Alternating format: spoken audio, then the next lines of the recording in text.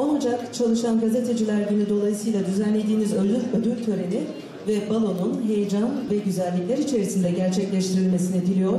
Ödül alan katılımcıları tebrik ediyor. Başarılarının devamını diliyorum. Sayın Ali Muhittin Taşdoğan ve Sayın Hüseyin Filiz ve Rütük Başkanı Sayın Ebubekir Şahin gönderdikleri telgraf mesajlarında. Ama şunu özellikle belirtmek isterim ki başvuruda bulunan tüm meslektaşlarımızın eserleri bizim için çok değerlidir. Ocak ayları bizim için artık daha farklı. Heyecanımızın tavan yaptığı bir ay. Ocak ayları sevinçlerimizi, kederlerimizi beraber yaşadığımız, başarılarımızı birlikte alkışladığımız bir ay oldu.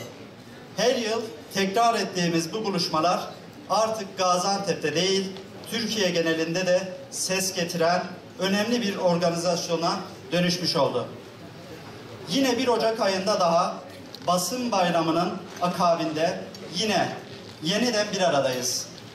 Bugün aramızda sadece Gaziantep medyasının değil, ulusal medyanın birbirinden kıymetli, hepsi de kendi alanlarında başarılı, çok önemli isimler var.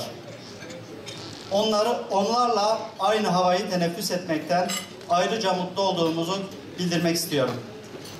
Geleneksel basın buluşmalarımızın 6.sına hepiniz hoş geldiniz, şeref verdiniz. Evet, hakikaten zor bir süreçten geçiyoruz.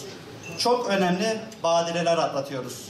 Bu konuda Gaziantep Gazeteciler Cemiyeti olarak çok büyük mücadeleler verdiğimizi hepiniz biliyorsunuz. Sizlerle daima buluşup istişareler ediyoruz. Çözüm yollarını birlikte arıyoruz. Tüm bunları yaparken de şehrimizin, ülkemizin meselelerinin en sağlıklı bir şekilde aktarmaya devam ediyoruz. Özellikle de bu coğrafyamızdan kaynaklı yanı başımızda bir Suriye gerçeği var. Birçok meslektaşımız canı pahasına sınırdaki gelişmeleri buradan tüm dünyaya aktarmaya devam etti ve etmeye de devam ediyor. Sevgili meslektaşlarım, yığınla sorunumuz var. Sadece Gaziantep basını değil, ülke genelinde ulusal gazetelerin yayın hayatlarına son verdiği, TV ekranlarının birer birer karardığı bir süreçten geçiyoruz. Bu zorlukları aşmak için meslek örgütü olarak, Gaziantep Gazeteciler Cemiyeti olarak girişimlerde bulunmaya devam ediyoruz. Ödül alan ve alacak gazetecilerimize, basın mensuplarımıza hem tebrik ediyorum hem teşekkür ediyorum. Gerçekten parmakla gösterilecek kişiler davet edilmiş, hak teslim edilmiş. Bu da bizleri ziyadesiyle mutlu etti. Gaziantep gelişiyor, Gaziantep büyüyor ama bu Gaziantep'in bütün sorunlarının hallolduğu anlamına gelmiyor. Basın mensupları olarak da sizler de görüyorsunuz. Bardağın dolu kısmı daha fazla. Ve dolu olan kısım her geçen gün daha da doluyor.